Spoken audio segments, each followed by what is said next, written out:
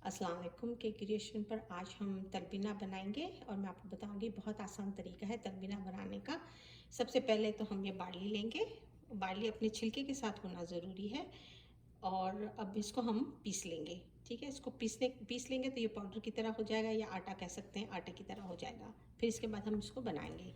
तो चलिए मैं इसको पीसती हूँ। देखिए पिस गया, इस तरह से लगता है। पीसने के बाद थोड़ा सा मोटा मोटा होगा। ठीक है, ये बिल्कुल सही है। अब इसको आप किसी कंटेनर में भर कर रख लें, मगर आप इसको रेफ्रिजरेटर में रखें ताकि ख़राब ना हो। अच्छा, अब हम क्या करेंगे, हाफ कप पहले पानी लेंगे। इसको आप पानी को इसमें डाल दें पॉट में। चूल्हा ऑन कर दें और इसके अंदर में 2 टेबल स्पून हम पिसा हुआ ये बार्ली डालेंगे जो अभी हमने बनाया था। 2 टेबल स्पून।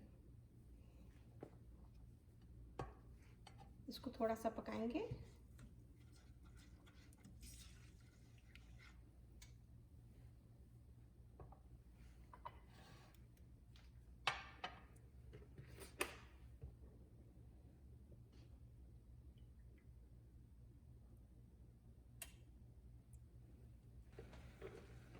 ये देखिए इसको अच्छी तरह से जोश आ गया है।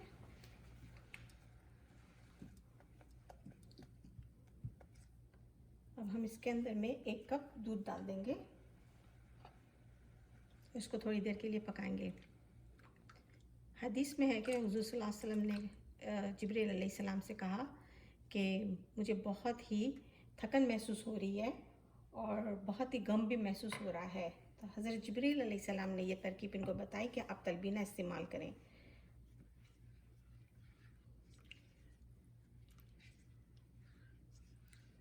इसको थोड़ी देर पकाएंगे तो ये थोड़ा सा गाढ़ा हो जाएगा।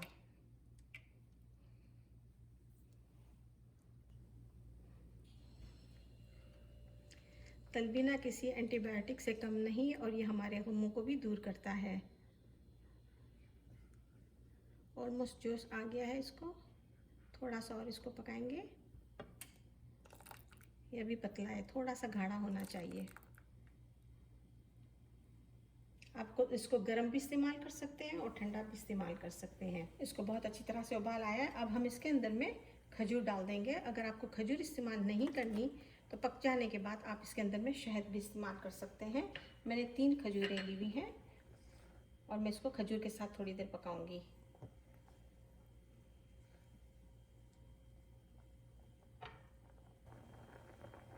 अगर आपको रेगुलर दूध नहीं चलता तो आप इसमें कोई सा भी दूध इस्तेमाल कर सकते हैं। कोकोनट भी इस्तेमाल कर सकते हैं, आलमंड मिल्क भी इस्तेमाल कर सकते हैं, ओट मिल्क का जो मिल्क होता है वो भी इस्तेमाल कर सकते हैं। जो भी दूध आप इस्तेमाल करते हैं उसके साथ आप इसको बना लें।